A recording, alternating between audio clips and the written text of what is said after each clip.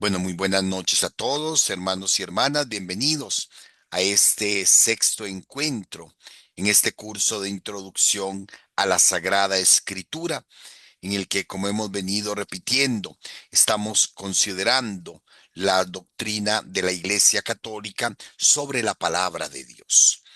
Hemos hecho un recorrido sobre los principios doctrinales de qué es la escritura, de cómo se formó la escritura, de qué es el canon, las diferencias del canon católico con el canon no católico.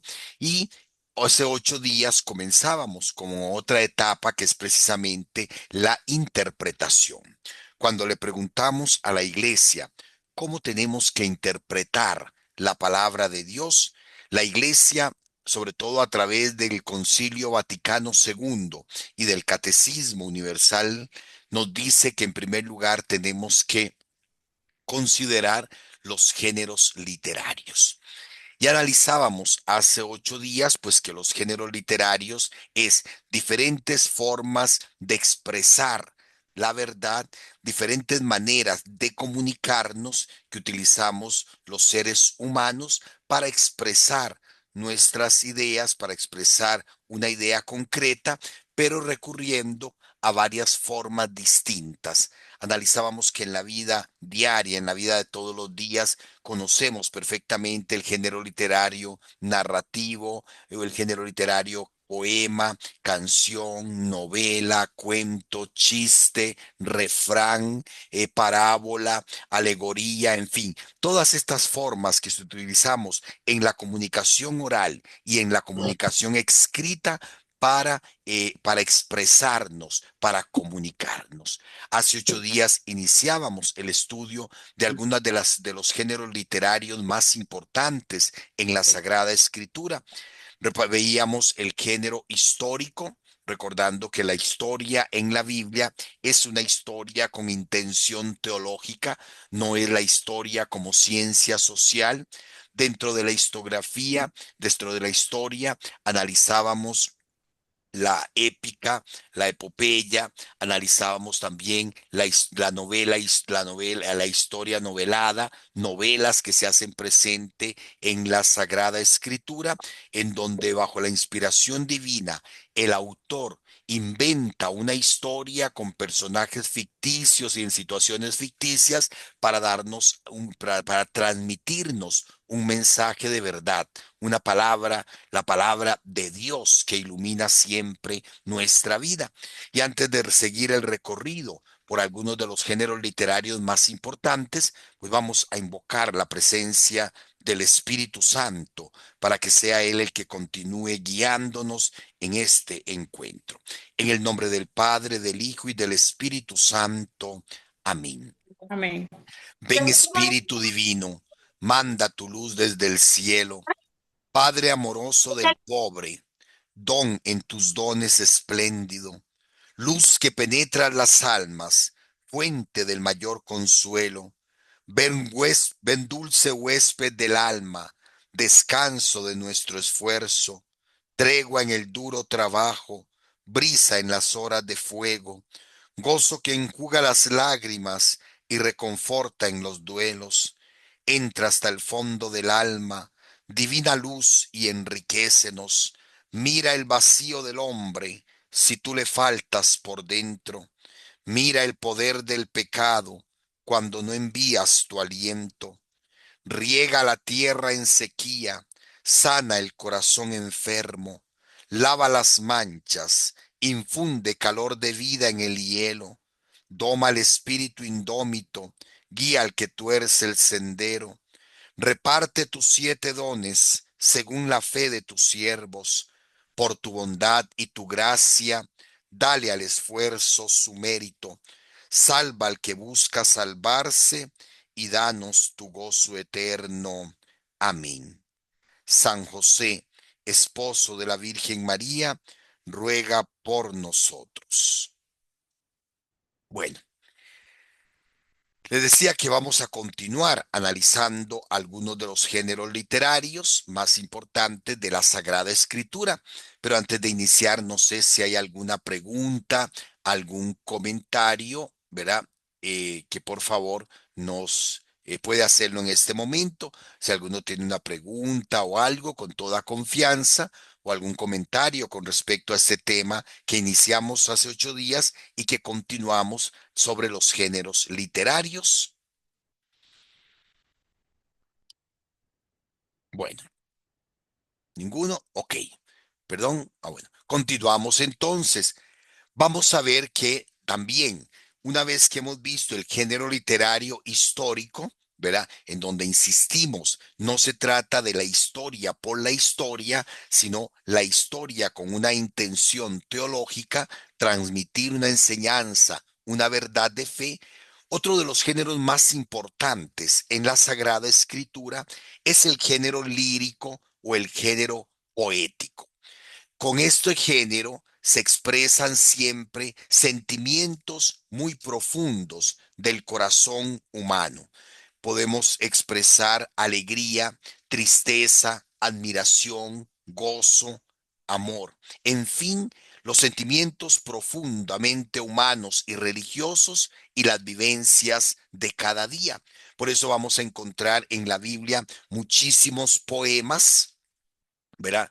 Incluso poemas que están inmersos, ¿verdad? Dentro de la narración.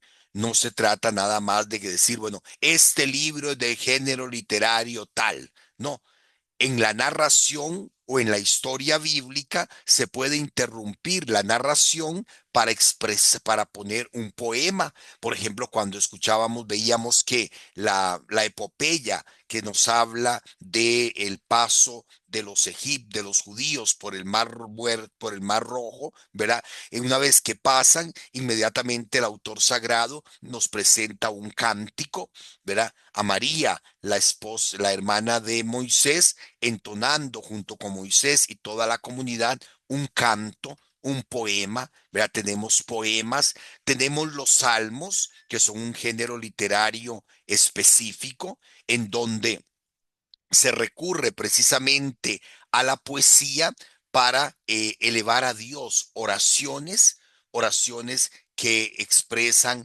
diferentes sentimientos. Hay salmos de alabanza, hay salmos de súplica, hay salmos de acción de gracias, hay salmos de himnos, hay salmos para acompañar las procesiones, las peregrinaciones del pueblo, sobre todo hacia el templo, ¿verdad? Donde también a través de los salmos se recurre, o en los salmos se recurre a comparaciones, a elementos de la vida de todos los días para expresar precisamente la oración y la relación con Dios, ¿verdad? Entonces, en ese sentido, los salmos también son un género muy importante dentro de la Sagrada Escritura.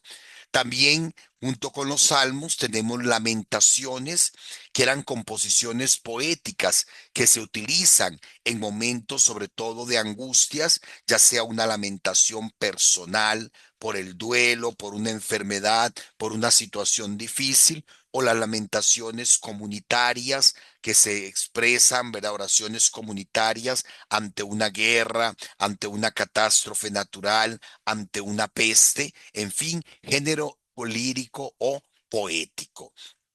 Verá, como les digo, no se trata de que, por ejemplo, solo el libro de los Salmos o solo el Cantar de los Cantares representan este género, sino como les decía, en las mismas cartas, lo vamos a ver, en las mismas cartas de Pablo se recurre a himnos, a poemas, a salmos. En el libro de Isaías vamos a encontrar dentro de sus narraciones, dentro de sus oráculos, muchísimos poemas, muchísimas lamentaciones. Entonces, no existe un libro que tenga un género puro.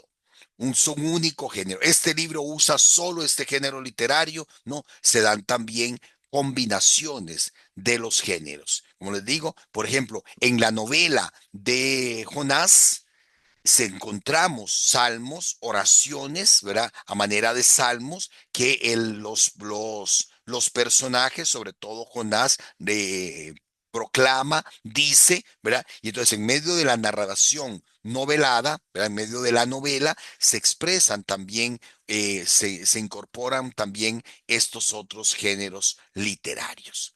Tenemos también el género literario profético. Y para entender bien lo que es el género profético, debemos recordar quién es el profeta, ¿verdad? O qué es un profeta en el Antiguo Testamento, en la Sagrada Escritura. El profeta no es el adivino, no es el que adivina el futuro, sino el que habla en nombre de Dios. La raíz de la palabra profeta, Nabín, es como el que habla, ¿verdad? El que habla en nombre de Dios. Es el enviado o mensajero de Dios que normalmente llama a la conversión, que normalmente, inspirado por Dios, habla al pueblo para que se mantenga fiel a la alianza. Dentro del género profético, mira, sería el discurso que nos presentan los profetas a través de sus libros. Tenemos, por ejemplo, la denuncia, como en muchas ocasiones el profeta en nombre de Dios denuncia situaciones que van en contra de la voluntad de Dios. Por ejemplo, son muy famosas las denuncias contra un culto que es separado de la vida, un culto que no tiene en cuenta las obras de piedad, la misericordia, un culto que se realiza nada más de por cumplir, hacer por hacer, sin que haya una relación profunda con la vida de todos los días. Un culto, por ejemplo, como dice Isaías, que se hace con las manos manchadas de sangre, de violencia, ante las ingratitudes y ante las injusticias contra los más pobres y desamparados. Entonces los profetas recurren mucho a estos como oráculos o palabras de denuncia. Tenemos acciones simbólicas que hacen los profetas y que presentan los profetas para darnos a entender la acción de Dios. Por ejemplo, como cuando Dios lleva al profeta a la casa del alfarero y lo hace ver cómo el alfarero va moldeando con sus manos una vasija, va moldeando el barro, le va dando forma, y si le queda mal, si no le queda bien, destruye otra vez esa vasija antes de que el barro se seque para volver a moldearla. Y entonces el profeta se mete en esa acción propia del alfarero y lo toma como una acción simbólica, así como el alfarero trabaja, ¿verdad? Con sus manos el barro para crear una vasija hermosa, así también Dios nos va modelando y a veces tiene que rompernos para volver a empezar de nuevo en nuestras vidas. Esas acciones simbólicas de los profetas. En los profetas también les decía, vamos a encontrar salmos, vamos a encontrar himnos, vamos a encontrar poemas que dentro de la narración o dentro de los discursos proféticos, pues también aparecen. Vamos a encontrar refranes, ¿verdad? Vamos a encontrar oráculos o mensajes divinos. Así dice el Señor, y el profeta comunica lo que Dios le ha dado a entender. Vamos a encontrar relatos de vocación. Cuando en la Biblia una persona narra o habla de su encuentro con Dios, del llamado que Dios le hace, normalmente se recorre a un género literario que vendría a ser, como para entendernos, digamos, un esquema, ¿verdad? Una plantilla, o como decimos nosotros por acá, un machote que cada uno tiene que llenar. Pero siempre, casi siempre el esquema es el mismo, y por eso nos damos cuenta de que es un género literario. Normalmente aparece Dios o un personaje celestial que es enviado por Dios. Normalmente la persona que recibe la vocación, ¿verdad? O el mensaje de Dios, que entra en duda, tiene miedo. Normalmente el ángel interviene: no temas, porque Dios va a hacer esto, esto y esto. La persona normalmente replica: ¿cómo va a ser esto? Yo no puedo, yo esto, tal, ¿verdad? Hay un diálogo entre el personaje que recibe el llamado y el enviado de Dios, Dios que vuelve a aclarar a través de su enviado y al final la persona que acepta. Así se narra en ese esquema, se narra la vocación de la mayoría de los personajes en la Sagrada Escritura. Entonces estamos ante un relato de vocación, ¿verdad? Anuncios de felicidad, ¿verdad? Es decir, es la forma particular de comunicar el mensaje de Dios, muy propio de los profetas. Es muy diferente leer el libro de Isaías a leer, por ejemplo, el Evangelio o a leer una carta de Pablo. ¿Por qué? Porque esa diferencia, porque aunque el mensaje es el mismo, el género literario cambia. Lo expresan las verdades de una manera muy concreta. No sé si hay alguna pregunta, algún comentario. Tenemos entonces género profético, ¿verdad? Género poético, sapiens, género profético. Y también tenemos el género sapiencial, o es el género que llamamos también de la sabiduría.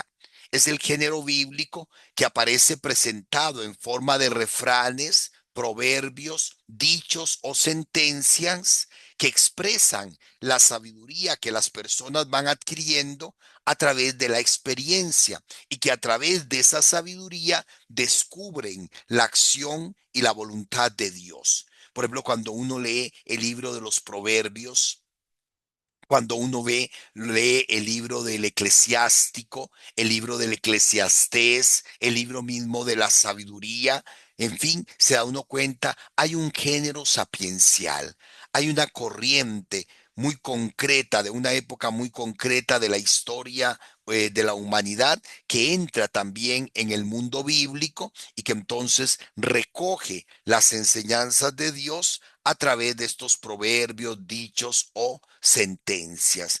Por ejemplo, el libro de la sabiduría, el libro del eclesiástico, el libro de los proverbios, el libro del eclesiastés, son libros que pertenecen al género sapiencial. Incluso dentro de los salmos vamos a encontrar elementos propios de esta corriente sapiencial. Por ejemplo, el Salmo 1, ¿verdad? Dichoso el que no se sienta en el camino de los impíos, ni se para con los pecadores, sino que medita la ley del Señor día y noche. Será como un árbol plantado a la orilla de un camino, ¿verdad? No así los impíos, no así serán como paja que arrebata el viento. A través de esas comparaciones, ¿verdad? Se recurre precisamente a una sabiduría popular para expresar quién es el hombre justo, quién es el hombre dichoso, quién es el hombre bienaventurado de frente a Dios. Entonces, género sapiencial o el género de la sabiduría. El género legislativo, ¿verdad? No es lo mismo sentarse a leer una novela que sentarse a leer el Código de Trabajo en nuestro país, o no es lo mismo sentarse a leer la Constitución política, no, es un género legislativo, es un conjunto, ¿verdad? Colecciones de normas, leyes, costumbres, principios, decisiones, ordenanzas, preceptos por los que el pueblo se rigió a través del tiempo y que se expresan en la Sagrada Escritura también a través del género legislativo.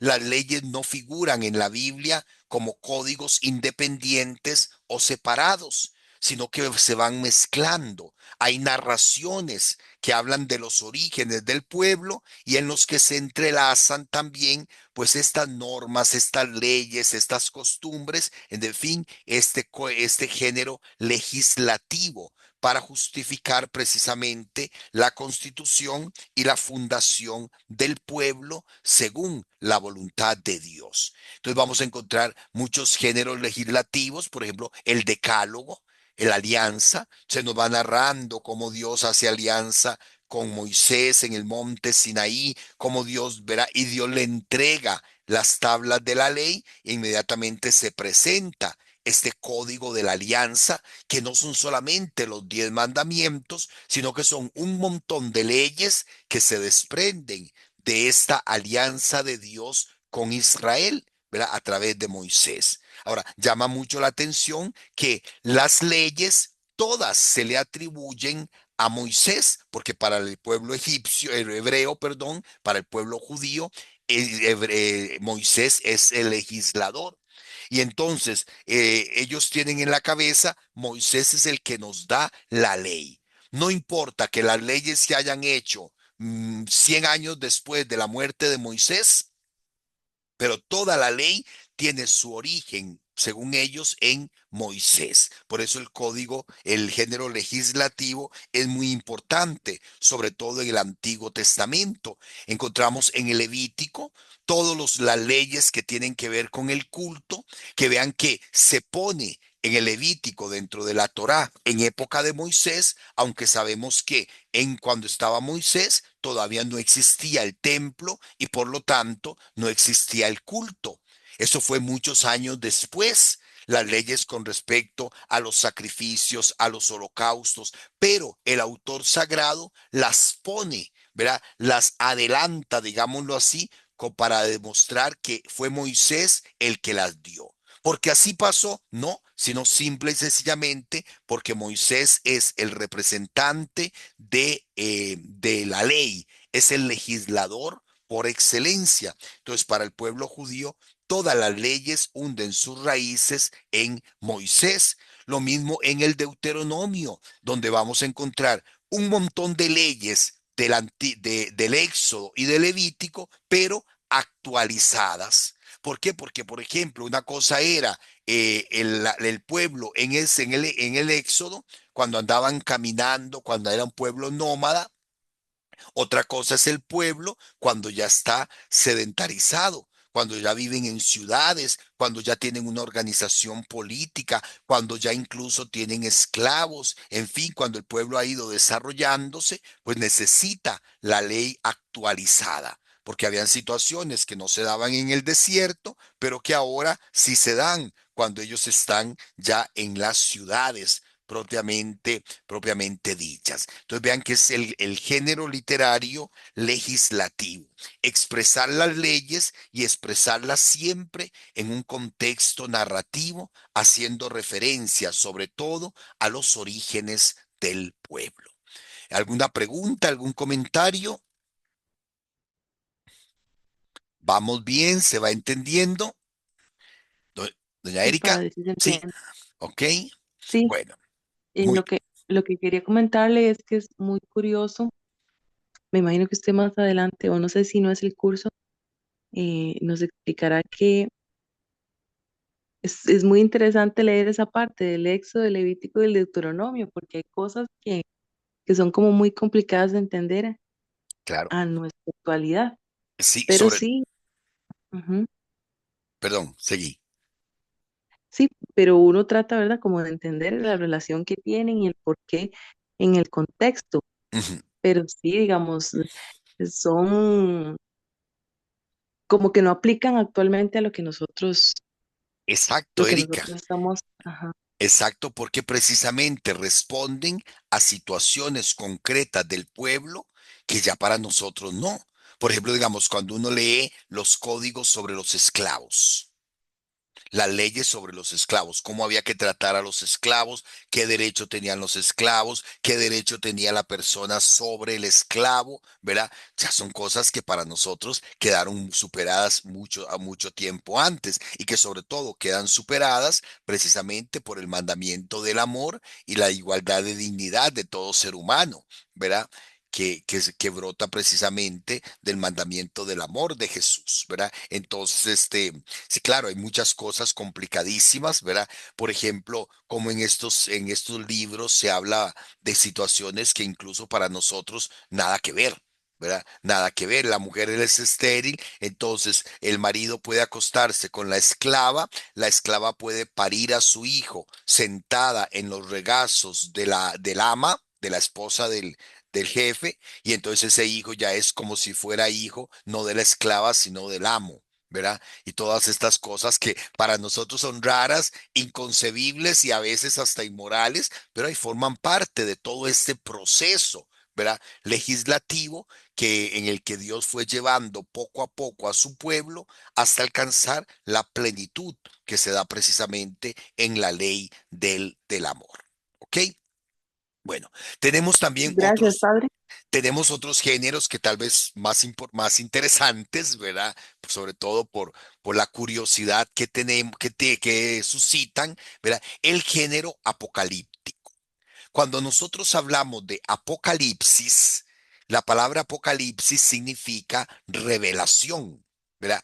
Y por eso en inglés el libro del Apocalipsis se llama así, el libro de la revelación, ¿verdad? Ellos no tienen una palabra, en inglés no se utiliza la palabra apocalipsis, no, se habla del libro de la revelación, porque la palabra apocalipsis es revelación. La apocalíptica es el género literario en el que está escrito estos libros. Es un género literario, una forma profética de escribir en la que los autores presentan el mensaje en forma de visiones, de figuras, de signos, de comparaciones, ¿verdad? La apocalíptica es el arte de escribir recurriendo precisamente a una presentación de la realidad, pero a través de visiones, de figuras y de comparaciones que hoy por hoy para nosotros son muy difíciles de entender. En la apocalíptica, por ejemplo, los colores, las figuras, los números, ¿verdad? Las figuras de los animales, las partes del cuerpo, los terremotos o cataclismos y todos estos detalles, ¿verdad? Son figuras simbólicas que quieren dar un mensaje o significan algo.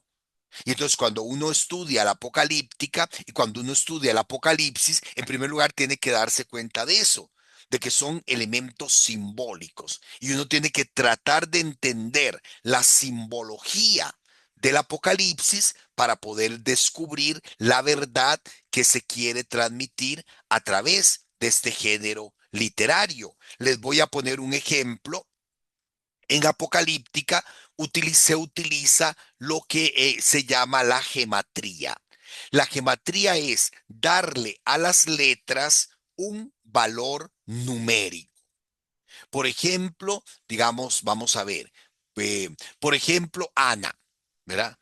Ana, si nosotros le diéramos a las letras, a las vocales y consonantes del alfabeto español, valor numérico, yo te voy a decir que, por ejemplo, estoy inventando, ¿verdad? La A vale 1, la N vale, digamos que 18. No sé qué lugar ocupa la N en nuestro alfabeto, ¿verdad? Pero bueno, digamos que la N vale 18.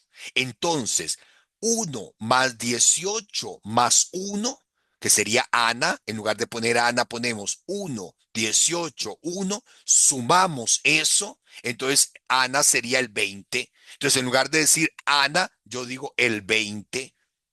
Y entonces ya si sabemos que estamos usando geometría, nos correspondería a nosotros descifrar ese número para darnos cuenta que se trata de un nombre propio. Eso es la gematría, darle valor numérico a las letras. Entonces vean qué pasó. En este cuadro que tenemos, verá, ustedes ven cuando yo voy moviendo el cursor en la pantalla, en esta primera columna, ¿verdad? Vamos a encontrar las letras, ¿verdad? Con el alfabeto en español, ¿verdad? Son la transliteración de estas letras que están aquí, que son en la segunda columna, que son letras en hebreo. Son letras consonantes en hebreo. Lo que está en la tercera columna es el valor numérico. Y lo que está en la última columna es el nombre de estas letras. Por ejemplo, esto que parece una P toda coqueta, no es una P, es una Q en hebreo. Se llama la letra Cor. Y la letra Cor en gematría tiene un valor de 100. Esta letra, que es como una O al revés, ¿verdad? Como una O con un rabito contrario a la O de nosotros, es lo que así se escribe una S en hebreo. Esa es la letra Samek y tiene un valor de 60. La R, que se parece, ¿verdad? Un poquito, solo que al revés, ¿verdad? Recordemos que el hebreo se escribe contrario al español. Nosotros escribimos de izquierda a derecha, ellos escriben desde derecha a izquierda, pero esta letrita aquí es la R. Se llama resh y tiene un valor de 200. La N, ¿verdad? Que se llama Nun, tiene un valor de 50. La R, ya lo dijimos arriba, tiene un valor de 200, la Resh. Este rabito así largo es la W, que a veces puede ser una consonante o a veces puede ser una vocal, dependiendo, tiene un valor de 6. Y la N, ya dijimos, tiene un valor de 50. Si nosotros leemos esta expresión, ¿verdad? Suma 666, que ya están pensando que es precisamente el número de la bestia, el famoso 666 del que nos habla el Apocalipsis 13, el número de la bestia. Ahora, el mismo Apocalipsis dice, es el nombre, es un nombre, es el nombre de una persona, ¿verdad? Y entonces el que entienda, que descifre. Resulta que esta expresión, leída así para abajo, se lee César Nerón. César Nerón. Recuerden que el hebreo no pone vocales, ¿verdad? Entonces, cuando se utilizó la gematría en griego, se respetaron los valores de la expresión, pero tampoco se ponen vocales. Traten de ponerle vocales ustedes a esta expresión de la primera columna, es César, ¿verdad? Ponemos una E aquí abajo y una A, César, una E aquí, una O, aquí en lugar de esta W, César Nerón. César es lo que nosotros traducimos como César, César Nerón. Ay, qué nombre más lindo. No, pero César en latín y griego no es un nombre, es un título divino, ¿verdad? Ave César, cuando se saludaba al emperador así, que se le está diciendo, Ave Dios, porque los emperadores se creían dioses. Y recordemos que entonces los emperadores se divinizaban a ellos mismos y obligaban a la gente a adorarlos como si ellos fueran dioses. Entonces, ¿cuál es el número de la bestia? Nerón se hace Dios. Nerón se diviniza. Esa es la bestia. La bestia no es Satanás, la bestia no es un monstruo raro, no, es el enemigo del pueblo de Dios que por divinizarse a él mismo y creerse Dios, y como los cristianos no querían adorarlo, porque debemos adorar solamente a Dios, entonces se dedicó a perseguir, a matar, ¿verdad? Y a martirizar a los cristianos. Entonces vean que ese 666 no es otra cosa nada más que el género literario gematría utilizado dentro de la Apocalipsis. Preguntas, comentarios, hoy están muy calladitos. Nalda, No, estoy bien. ¿está bien? Bueno, Sí.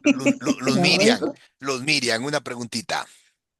Sí, gracias, padre. Es que yo siempre he escuchado del Apocalipsis, bueno, que eso es como bien usted lo explica, que es una revelación, Ajá. ¿verdad? Pero entonces, desde el punto de vista de la iglesia, ¿verdad? Cuando esto forma parte de la Biblia, quiere decir que esto puede interpretarse con que es verdad y eso va a pasar. Ok, Le ahora, pregunto porque, sí, digamos, de uno siempre ha escuchado que solo Dios sabe cuándo va a terminar el mundo, solo Dios ajá, sabe, sí, desde que uno nace, ya Dios sabe cuándo uno va a morir y todas esas ujú, cosas. Es con lo que uno nace o crece, ¿verdad? Y es la sí, percepción que uno tiene.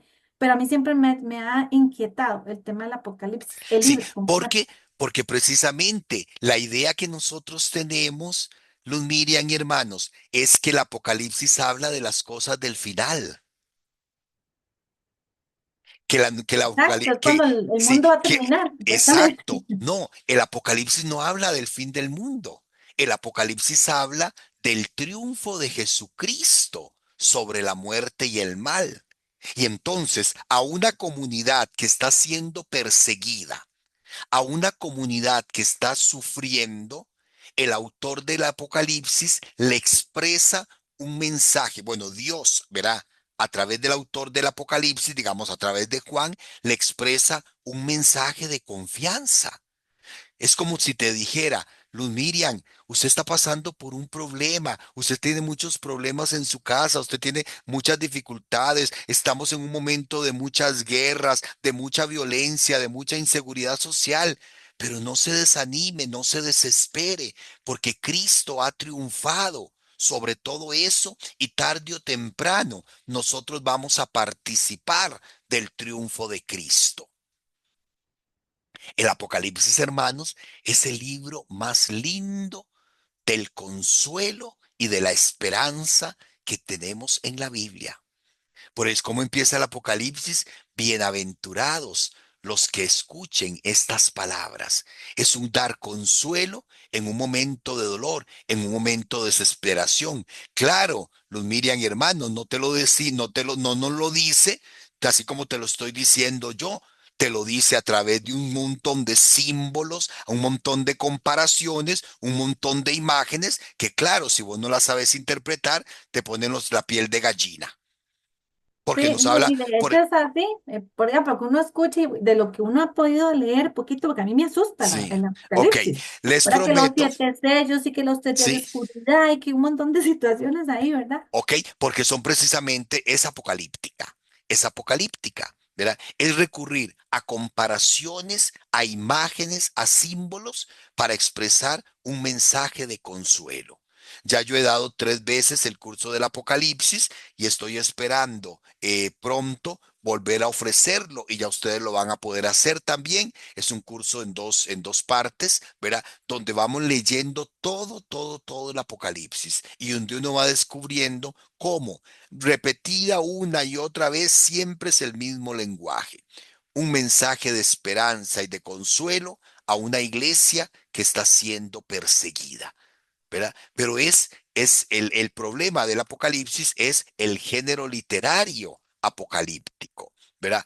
Que que era más fácil decir, Nero, el emperador que se proclama rey, se convierte en el enemigo de perdón, el emperador que se autoproclama Dios, se convierte en enemigo de Dios, ¿verdad? En anticristo y por lo tanto en perseguidor de la iglesia.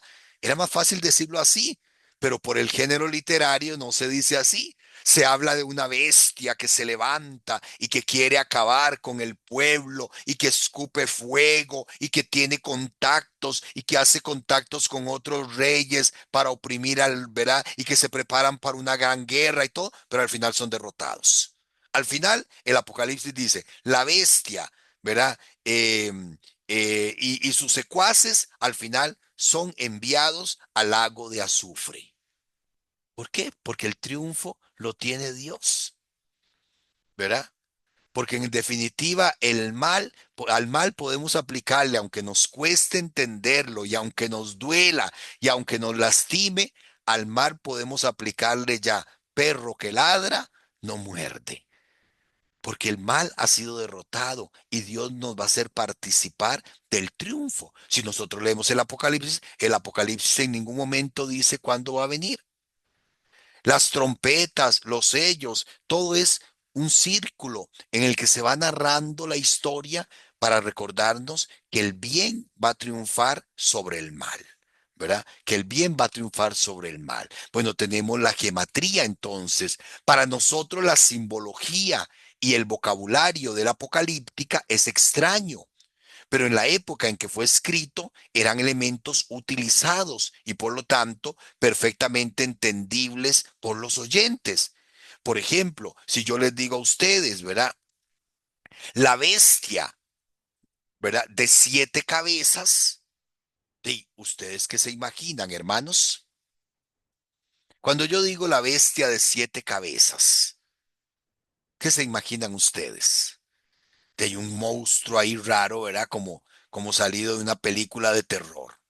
El monstruo de 7 cabezas era como se referían a Roma, al imperio romano, que era el que estaba persiguiendo a los cristianos.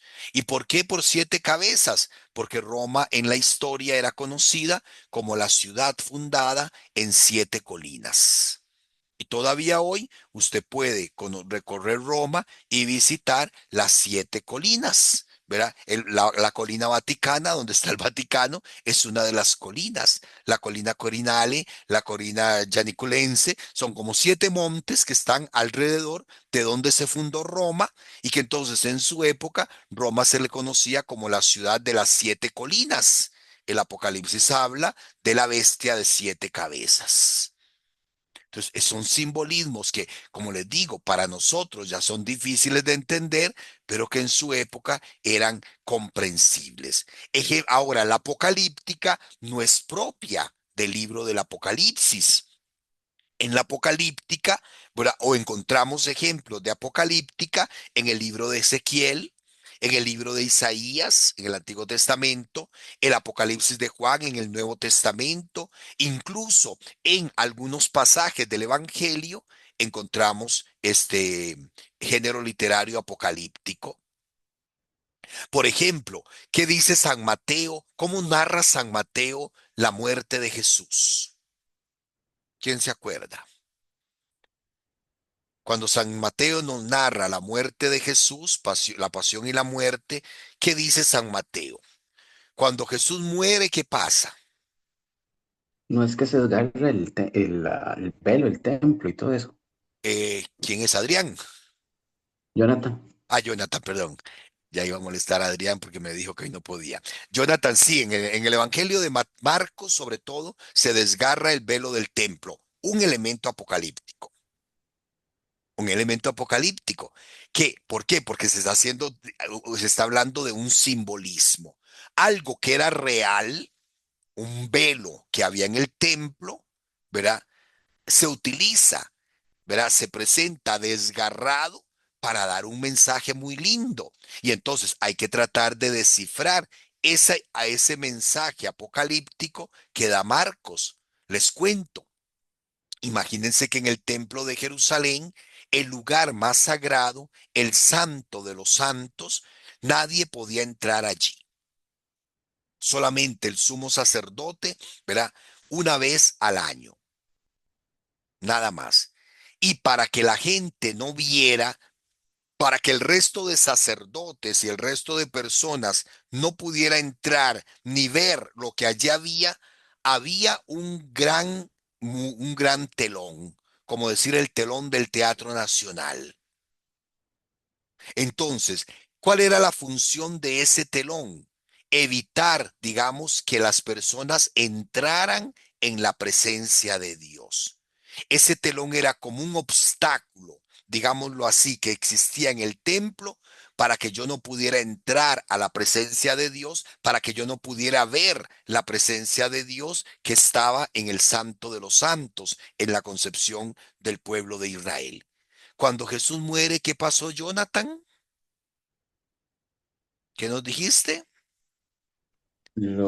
se rasgó el velo del templo y también en la oscuridad. Sí, ok. Jonathan se rasgó el velo del templo y busca en el Evangelio de Marcos, pero dice un detalle muy importante. El velo del templo se rasgó de arriba a abajo. Las señoras que están más acostumbradas al cuidado de la casa saben que una cortina se desgarra, se empieza a poner fea de abajo hacia arriba, ¿verdad? Porque abajo es donde la mueve el viento, donde pasa un animal y la rasguña, donde uno mismo lo ensucia con la escoba o con el palo piso, ¿verdad? Aquí no, el velo se rasgó de arriba a abajo. ¿Quién es el que está arriba? Dios. ¿Quién es el que empieza a romper el velo? Dios. Entonces, ¿qué está diciendo Marcos? Cuando Jesucristo muere, el obstáculo, lo que nos impedía entrar en la presencia de Dios, fue rasgado. ¿Para qué? Para que nosotros pudiéramos entrar en la presencia de Dios. Una forma apocalíptica de decir la muerte de Jesucristo nos abre las puertas a la presencia definitiva de Dios. Oigan, qué mensaje más lindo, qué mensaje más lleno de esperanza. ¿Cómo lo dice usando apocalíptica el evangelista? El velo del templo se rasgó. Claro, tenemos que entender toda la simbología propia de la apocalíptica para poder descubrir y descifrar ese mensaje. Pero, por ejemplo, vámonos a Mateo. Cuando Mateo presenta la muerte de Jesús, dice que hubo un terremoto y que las tumbas se abrieron y que muchos muertos salieron. ¿Dónde están esos muertos? Volvieron a morir, entonces no estaban tan resucitados. Nunca se ha reportado a nivel de la ciencia y de la geología un terremoto en Jerusalén en esa época, cuando la Biblia dice que murió Jesús. ¿Qué está utilizando Mateo? Un elemento apocalíptico para describir una manifestación de Dios, una teofanía. Cuando Dios actúa, hasta la naturaleza se conmueve, pensaban los apocalípticos. Por eso cada vez que Dios actúa, ¿qué pasa? Hay huracanes, hay terremotos, hay tormentas, hay rayos, hay centellas para expresar eso. Cuando Dios actúa, hasta la naturaleza se conmueve. Si San Mateo nos dice que en el momento que murió Jesús hubo terremotos, salieron los muertos, se abrieron las tumbas, pasó todo eso, hubo oscuridad, todo esto, ¿qué nos está diciendo? Fue una epifanía, una teofanía, perdón, una manifestación de Dios. Dios se manifiesta ante la muerte de su Hijo, ofreciéndonos salvación. Entonces vea que son lenguaje apocalíptico que está fuera del libro del Apocalipsis. Les dejo estos ejemplos para que veamos que no solamente el Apocalipsis está escrito, ¿verdad? En Apocalíptica tenemos ejemplos de Apocalíptica en otros libros de la Sagrada Escritura. Erika, Padre, entonces se podría decir que el género apocalíptico es similar a metafórico. utiliza la metáfora, ¿ok? Ok. Pero también, Erika, por ejemplo, la poesía utiliza la metáfora. Recordemos un poquito, ¿verdad? Yo sé que los que saben de literatura me podrían corregir, pero para que todos entendamos, la metáfora es como una comparación, ¿verdad? Una comparación que se hace. Cuando yo le digo a una mujer, por ejemplo, tus labios de rubí, estoy comparando, ¿verdad? Una forma de expresar la belleza femenina a través de una comparación de elementos que son muy valiosos, son muy preciosos para los hombres y por eso los comparamos. Por ejemplo, los salmos recurren mucho a esto, ¿verdad? Les decía el Salmo primero. El justo, el que medita la palabra de Dios día y noche y la conserva en su corazón, es como un árbol plantado a la orilla del camino, a la orilla de la acequia. Es una metáfora, es una comparación, ¿verdad? Entonces veamos que es un lenguaje que la apocalíptica utiliza las comparaciones, pero sobre todo de una forma más como más exagerada, ¿verdad? Donde hay figuras raras, ¿verdad? No es una metáfora o una comparación con los elementos normales de la naturaleza, ¿verdad? Sino que va más allá, ¿verdad? Las partes de por ejemplo, los colores en la apocalíptica. El blanco es signo de resurrección, el de vida, ¿verdad? El rojo normalmente es símbolo de sangre, de maldad, ¿verdad? El símbolo de maldad. Los números tienen un significado también. El 7 es el número de la perfección. Por eso en el Apocalipsis 7 cartas, 7 sellos, 7 trompetas. Luz Miriam, no se asuste, ¿verdad? 7, ¿por qué? Porque es el número de la perfección, ¿verdad? Pero también, por ejemplo, hay otros números. El 12, el número de la totalidad, ¿verdad? 12 tribus de Israel, 12 apóstoles, ¿verdad? En gematría y en los valores numéricos, 12 por 12, 144. 12 tribus de Israel por 12 apóstoles, ¿verdad? La constitución de Israel y la constitución de la iglesia, 12 por 12, 144. Multiplicado por 1000, que es el número de Dios, 144.000. Entonces, el número de los salvados en el Apocalipsis es 144,000. Y decíamos hoy hace 8, es un número simbólico. Es un número simbólico que representa la totalidad de los que aceptaron el plan de Dios, tanto en el Antiguo como en el Nuevo Testamento. Entonces no es que, como decíamos hace 8 días, en forma de burla, no es que en el cielo hay solo 144,000 lugares y salados, cuando ya se llena, no entra ninguno más. No, es un número simbólico que utiliza precisamente los valores numéricos para expresar una idea muy linda. Luz Miriam, Gracias, padre. Ahorita que usted habla de la numeración, a ver si tiene ajá, relación o no. Popularmente uno escucha la expresión la docena mala, el 13. ¿Tiene alguna relación bíblica? no, no. El Digamos, 13 no. los números, por ejemplo, los números más importantes en la Biblia son el 4, porque recordemos que desde siempre hemos creído en 4 puntos cardinales. Eso es una convención, norte, sur, este, oeste, ¿verdad? Podríamos inventar un montón de puntos cardenales más, ¿verdad? Pero en realidad siempre hablamos de 4 y así la historia de la humanidad por muchísimos siglos de siglos lo ha interpretado. Entonces, en la apocalíptica el número representa también como el 4 como la totalidad, ¿verdad? El 7, ¿verdad? La perfección, la totalidad de Dios. El número 1000 a Dios. El número, por ejemplo, 10 es un número, una docena incompleta. Entonces es un número no total, ¿verdad? Entonces, pero por ejemplo, ya otras numeraciones no, ¿verdad? Ya vienen de otros lados, ¿ok? La docena del diablo, las canillas del padre y todos esos números que dicen en el bingo no tienen fundamento bíblico, ¿ok? Bueno, ¿alguna otra pregunta? Bueno, entonces vean que ahora el apocalíptico es un género muy lindo, claro, muy difícil, y por eso recordemos que el Apocalipsis, el libro del Apocalipsis, es deuterocanónico. Algunas comunidades no lo entendían y les costó precisamente aceptarlo. Ya después la iglesia reconoció que el mensaje del Apocalipsis, ¿verdad? Es palabra de Dios y es un libro de mucho, mucho, mucho consuelo. Es el libro de la esperanza. Es el libro de la esperanza para nosotros aún hoy, porque nos recuerda que a pesar de tantas dificultades, Dios es el que lleva el control de la historia y Dios saca bien, bien del mal y que al final tenemos garantizado el triunfo. ¿Ok? Entonces, además de la apocalíptica, tenemos el género epistolar, las cartas que nosotros que conocemos. La carta es una comunicación íntima, muchas veces familiar, que se realiza por escrito entre dos o más personas y que normalmente responde a una situación concreta de la vida de la comunidad.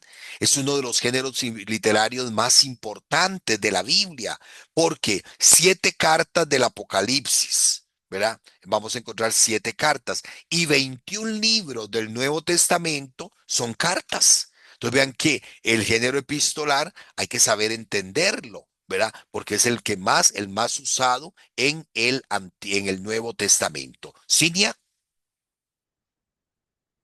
Eh, Padre, mi inquietud es ¿por qué la iglesia no nos habla del Antiguo Testamento, No, del Antiguo Testamento, no, del Apocalipsis. del Apocalipsis?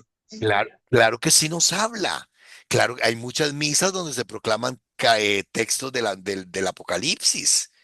Te puedo hacer una lista muy grande de todos los textos del Apocalipsis que se utilizan en la liturgia. Ahora que cuando el asunto es que nosotros como católicos tenemos que tener en cuenta algo, ¿verdad? Y esto que nos quede en el corazón. La Biblia no es para hacer un curso bíblico. Ujú, ujú. La misa Ajá. no es para un curso bíblico, ¿verdad? Padre, es que el padre no explica eso cuando habla del Apocalipsis, porque Sí, eso tal estábamos vez no diciendo es el eso. lugar, tal vez no es el lugar. Tal vez no es el lugar. ¿Qué nos toca a nosotros como sacerdotes? Tratar de sacar el mensaje del Apocalipsis y actualizarlo en la homilía. Pero vea que Mm. a veces quisiéramos, es que el padre debería explicar esto en misa, pero es que la misa no es para un curso de Biblia. Por eso nosotros no llevamos la Biblia a la misa, porque en la misa no vamos a celebrar la palabra, vamos a alimentarnos con la palabra, pero la palabra inserta en todo el ambiente litúrgico, ¿verdad? Por eso, por ejemplo, cuando hablamos el libro en la fiesta de la Inmaculada Concepción, se presenta la figura del Apocalipsis, la mujer vestida de sol, con la luna a sus pies y el cielo alrededor, que literalmente no se trata de la Virgen María, se trata de la iglesia en general, de la cual María es el miembro más excelso, ¿verdad? Entonces, en una fiesta mariana se utiliza un texto del Apocalipsis, ¿verdad? Hay muchos textos del Apocalipsis que se utilizan dentro de la misa. ¿Verdad? Dentro de la misa. Lo mismo, los relatos de la pasión. Ahora en Semana Santa vamos a escuchar los relatos de la pasión, Domingo de Ramos y Viernes Santo. Y hay muchos elementos apocalípticos. Cuando yo predico algunos funerales, ¿verdad? Me encanta ese texto del que nos decía Jonathan, de que el velo del templo se rasgó, porque eso da mucha esperanza.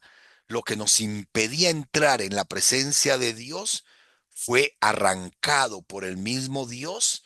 ¿Para qué? Para que nosotros tuviéramos acceso.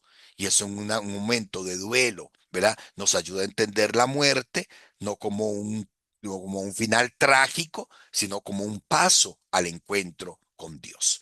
Ok, Don Willy,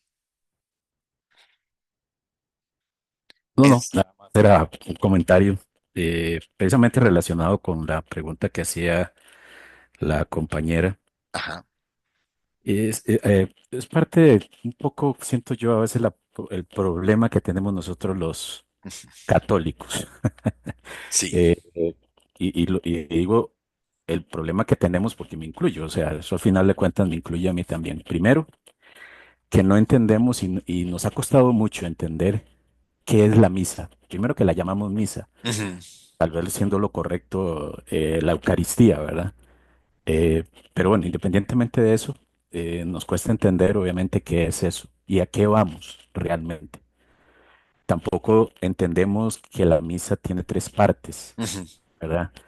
Que son un hilo al final de cuentas para llegar a la parte final, que es precisamente la consagración y ujú, ese momento lindo y especial que tiene la misa, ujú, ¿verdad? Que es la presentación del cuerpo y la ujú, sangre de Jesús.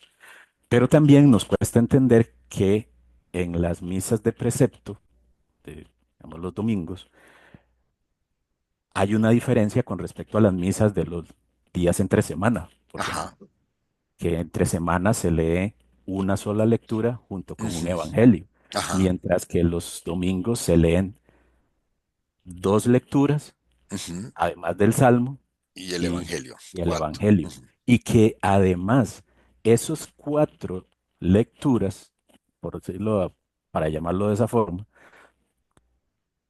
tienen una relación entre sí, porque al ujú. final de cuentas es el mensaje que en ese momento se quiere Sí, transmitir, ok.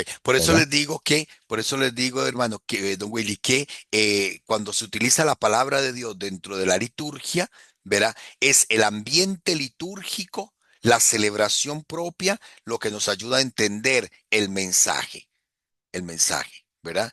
El mensaje que se proclama. Por eso no vamos a la Biblia, a la misa, a estudiar la Biblia, sino a alimentarnos de dos banquetes, como usted lo decía, el banquete de la palabra y el banquete de la Eucaristía. ¿Ok? Y ¿Verdad? para terminar un poco la idea, y precisamente como parte de ese mismo problema que tenemos nosotros los católicos, es que creemos que la misa debe ser igual a una celebración de los otros hermanos, Ok, sí, ¿verdad? porque, sí, exacto. Donde ellos sí, obviamente, tienen una diferencia, bueno, abismal, ¿verdad? Obviamente. Pero a nosotros se nos olvida que nosotros también tenemos que buscarla, Ujú. como esto.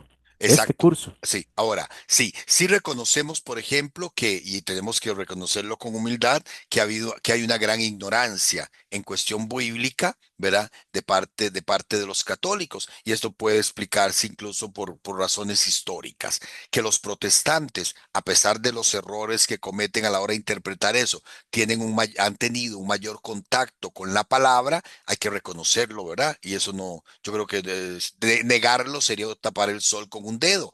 Pero bueno, gracias a Dios que a partir del Concilio Vaticano II, ¿verdad? Y son 50 años apenas lo que ha pasado, pues vamos tomando conciencia y vamos tomando y rescatando estas iniciativas, ¿verdad? Que para que ustedes sigan aprovechando, ¿verdad? Por ejemplo, les comento, es una gran dificultad que se nos presenta a la hora de los cursos bíblicos, ¿verdad? Porque hay mucha gente, incluso dentro del clero, que consideran que solo un especialista en Biblia puede dar un curso de Biblia. Y no, algunos tenemos esta oportunidad, tuvimos esta oportunidad de especializarnos en eso, pero en el seminario todos recibimos también una muy buena formación bíblica, ¿verdad? Ahora, el asunto también es ese. Llama mucho la atención, y ya con esto cierro el tema para no desviarnos mucho, pero llama mucho la atención que cuando uno ofrece cursos de formación, siempre que hay una reunión de evaluación, la queja más grande de los laicos es: no necesitamos formación. Y eso usted lo va a escuchar en todas las parroquias del mundo. Siempre la queja es: necesitamos formación. Pero cuando se ofrece formación, ¿qué pasa? No la sabemos aprovechar. No la sabemos aprovechar. Vea que para muestra un botón, ¿verdad? En este momento, hoy no estamos ni la mitad de los matriculados en el curso, ¿verdad? Yo sé que, bueno, muchos han justificado y todo eso, pero igual, para la cantidad de personas, ¿verdad? Por ejemplo, yo calculo que este curso de de introducción conmigo ya lo han hecho por lo menos unas 500 personas. Pero 500 personas es una gotita de agua en un mar de lo que significa la Iglesia Católica aquí en Costa Rica. Pero bueno, también es un signo de esperanza. Vamos formándonos y al que mucho se le da, mucho se le pide. La idea es que de alguna manera ustedes se vayan convirtiendo también en transmisores de esto que la Iglesia nos está regalando. ¿Ok? Bueno, hablamos del género epistolar, ¿verdad? Quiero terminar esto de los géneros literarios hoy, ¿verdad? Que les digo que es uno de los más importantes, ¿verdad? Ahora, recordemos que cuando hablamos de que el género epistolar ¿verdad? Corresponde a situaciones concretas, entonces no podemos pretender que en las cartas se diga absolutamente todo lo habido y por haber de la fe católica o de la fe cristiana. No, padre, es que ¿dónde habla San Pablo de qué sé yo, de este problema en la iglesia? ¿Dónde habla San Pablo de la Virgen María? Así que como San Pablo no habla de la Virgen, entonces no podemos creer en la Virgen. No, es que eran temas que en el momento en que Pablo escribió las cartas no daban problema. La comunidad cristiana no tenía problema. ¿Por qué Pablo escribe una carta? Para responder a una situación concreta de la vida de la comunidad. Pablo, por ejemplo, cuando veamos ahora cuando, ¿verdad? Cuando tengamos la oportunidad de estudiar la carta, digamos, a los filipenses, a los tesalonicenses, ¿verdad? Pablo tiene que salir huyendo de Tesalónica, lo expulsan, lo echan. Y Pablo sabe que hay un montón de temas que no se profundizaron en la comunidad. A los pocos meses le llevan a Pablo un chisme bueno, preguntándole: Pablo, viera que tenemos problemas, porque algunos dicen que como Cristo ya viene, entonces no hay nada que trabajar. Otros están muy tristes porque dicen que los que se murieron, se nos adelantaron en la muerte, no van a poder participar de la parucía, del triunfo de Cristo. Y entonces Pablo empieza a escribir la carta enfocado en esos dos temas. La carta de los tesalonicenses no habla para nada de la Eucaristía. Es que los tesalonicenses no creían en la Eucaristía. No, simple y sencillamente no fue eso lo que Pablo quiso tratar en la carta, porque tal vez la Eucaristía no era un problema para los tesalonicenses en ese momento, como si era la idea de de la venida del Señor y la idea de la resurrección de los muertos que Pablo aclara. Por ejemplo, en la carta a los Corintios también, una mujer, ¿verdad? Doña Chloe le manda a decir a Pablo, Pablo, venga y haga algo porque tenemos muchos problemas en la comunidad, ¿verdad? Que algunos creen que porque hablan en lengua son los más importantes y desprecian a los demás, y un problema con los carismas, con los dones, cada uno quiere agarrar para su saco y esto está dividiendo la comunidad. También tenemos un bandido ahí que se metió con la esposa de su papá y vive en un concubinato. ¿Verdad? Y tenemos el problema también de unas comidas que se hacen antes y después de la misa, donde los más ricos comen más y los más pobres babean del hambre. Y entonces Pablo no puede ir y manda unas cartas. Y en las cartas trata de responder a estos problemas que les comunicaron. Pero la carta no es un compendio de teología. La carta no es un compendio de doctrina. La carta hay que ubicarla en el contexto propio y conocer cuáles eran las situaciones que llevaron al autor inspirado por Dios a escribir eso y solo eso, y no las demás cosas. Lo que no era problema, de lo que no habían problema, no se escribió. ¿Verdad? Entonces vean que las cartas corresponden a situaciones muy concretas de la comunidad. Leer las cartas del Apocalipsis es lindísimo, porque el autor utiliza elementos propios de cada ciudad, de cada comunidad, para referirse a la situación espiritual y moral de la comunidad, ¿verdad? Es como si, por ejemplo, a los cartagos les dijeran, vamos a ver, los que son de Cartago, vamos a ver si me entienden. Si a los de Cartago nos dijeran, tengan cuidado porque pueden quedar como un templo sin terminar de construirlo. ¿A qué estoy haciendo referencia, Cartagos que están aquí? Parroquia. Santiago Apóstol. A las ruinas. Los cartagos entendimos inmediatamente a las ruinas, que son un templo sin terminar. Entonces, como se lanza como una amenaza, pero utilizando algo a lo que todos estamos habituados, que es precisamente ver ese monumento, que es una iglesia sin terminar y que de alguna manera se convirtió como el símbolo de Cartago. ¿Ok? ¿Verdad? Entonces vean cómo las cartas del Apocalipsis hacen eso. Cuando habla, por ejemplo, que a los fríos, que a los tibios los vomitaré. ¿Verdad? Que, bueno, un montón de elementos que hacen referencia a la situación concreta de las ciudades a las que se fueron escritas y que hay que sacar el mensaje para nosotros hoy. Además del género epistolar, tenemos el género evangelio o evangélico. Los evangelios no son una historia de Jesús. Los evangelios son anuncio de buena noticia. Un creyente, en este caso, el autor inspirado por Dios, cree en Jesús de Nazaret como el Salvador del mundo y escribe el Evangelio, ¿verdad? Para que otros crean en Jesús. Mateo, Marcos, Lucas y Juan no escribieron el Evangelio para presentarnos la biografía de Jesús, no, sino para darnos una catequesis sobre la persona y el mensaje de Jesús de Nazaret. Habían hechos históricos concretos que la comunidad cristiana conocía a través de los apóstoles, y estos personajes que llamamos los autores del Evangelio utilizaron esos materiales para construir su propia narración, cada uno manejándolo de acuerdo al interés y a la verdad que quería comunicar. Por eso es que en el Evangelio vamos a encontrar cosas muy parecidas, pero a la vez muy distintas, ¿verdad? Por ejemplo, la unción de Betania, la unción de la mujer que llega y unge los pies, unge la cabeza de Jesús, ¿verdad? San Lucas no habla de la unción en Betania, habla de una pecadora, ¿verdad? Que llegó y ungió los pies de Jesús. Un acontecimiento o dos acontecimientos no nos queda muy claro, pero cada uno lo manejó. ¿verdad? Para presentarnos un mensaje y darnos un anuncio de buena noticia. ¿Verdad? Cuando se estudian los evangelios es muy lindo ir descubriendo todos estos detalles. Jesús pronunció las bienaventuranzas. ¿Por qué Mateo nos da 8 bienaventuranzas y por qué Lucas nos da 4 bienaventuranzas? Lucas se olvidó de 4 o Mateo inventó 4, no sabemos.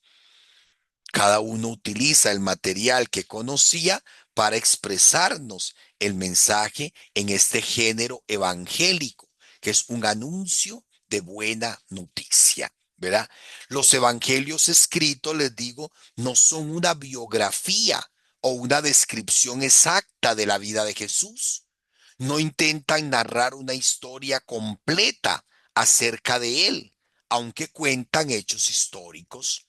Los evangelistas no pretenden reconstruir ni presentarnos fotos o reportajes de la vida del maestro.